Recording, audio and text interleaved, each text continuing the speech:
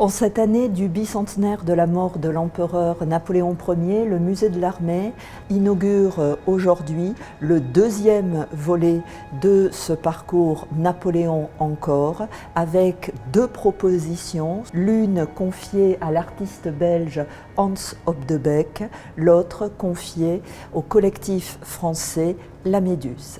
Ici, nous sommes devant l'installation de l'artiste Hans Op de Beeck qui porte le titre After the Glory, Ashes to Ashes. Il fait référence prioritairement à la mort de Napoléon le 5 mai 1821. Quant à Ashes to Ashes, c'est une référence à une chanson bien connue sortie par David Bowie en 1980 et qui commence par cette phrase « De la cendre à la cendre, Ashes to Ashes ». Comme il existe un bleu d'Yves Klein, il existe un gris d'Hans Op de Beeck dont il peint l'ensemble des sculptures qu'il réalise. Cette installation parle d'abord de la disparition du héros, c'est-à-dire de Napoléon, dont nous percevons la trace et le vestige à travers quelques reliques de sa gloire, représentées par son chapeau iconique posé sur un piano, mais aussi par une couronne de laurier ou bien encore un jeu d'échecs qui bien évidemment fait référence au talent de stratège de Napoléon. Il représente un jeune couple contemporain, un garçon et une fille qui sont assis en hauteur et qui surplombent ce paysage mental constitué à la fois de références à un grand homme, mais aussi à des références littéraires ou artistiques. La première de ces références, c'est l'histoire d'Ophélie, inventée par William Shakespeare et qui était l'amante délaissée du prince Hamlet. Et puis, Hans Op de Beeck se souvient d'une autre image d'Épinal, les énervés de Jumièges. Au-delà de ces références artistiques, Hans Op de Beeck peuple ce salon mental d'objets qui illustre toutes les vanités d'une existence. C'est donc une invitation à une réflexion sur la mort, mais une réflexion malgré tout pleine d'optimisme, puisqu'il ne vous a pas échappé que ces arbres de cendres sont constellés de fleurs. Il y a donc dans toute mort la possibilité d'une renaissance par la trace que nous laissent ces grandes figures de l'histoire et qui nous permettent à partir du passé de pouvoir construire un présent mais aussi un avenir.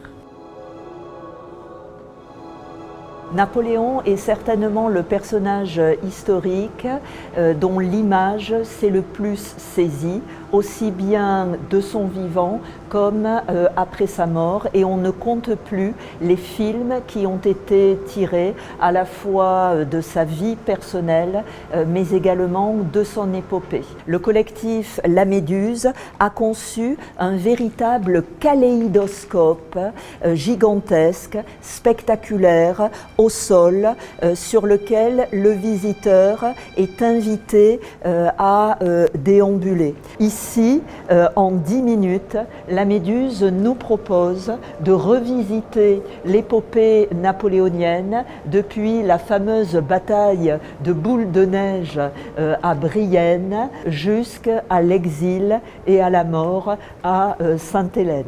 Il est constitué aussi bien d'images extraites de films, notamment le Napoléon d'Abel Gance, mais pas seulement. Il y a notamment notamment des extraits d'un des derniers films qui concerne Napoléon. Donc ce sont des images extraites du patrimoine cinématographique et le tout a été agencé avec des procédés graphiques qui reprennent un certain nombre de symboles tels que l'abeille, tels que la couronne impériale, tels que le N de Napoléon. Chacun d'entre nous, avec sa mémoire, avec son expérience personnelle, fait partie de cette grande histoire de France et côtoie à un moment de sa vie la grande figure qu'est Napoléon. Nous lui devons encore un certain nombre de nos institutions qui structurent nos vies, ne serait-ce que par exemple le Code civil.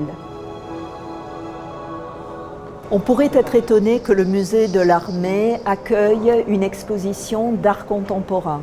En fait, la relation que le musée de l'Armée entretient avec l'art de son temps est extrêmement ancienne puisqu'elle remonte à la date même de la création du musée en 1905.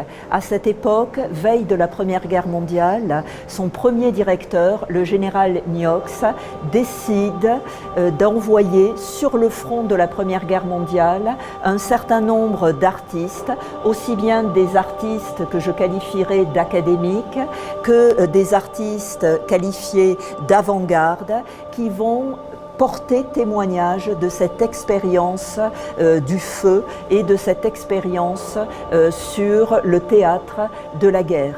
Ils en ramèneront un certain nombre de toiles, de sculptures qui vont venir enrichir dès la fin du conflit les collections du musée de l'Armée.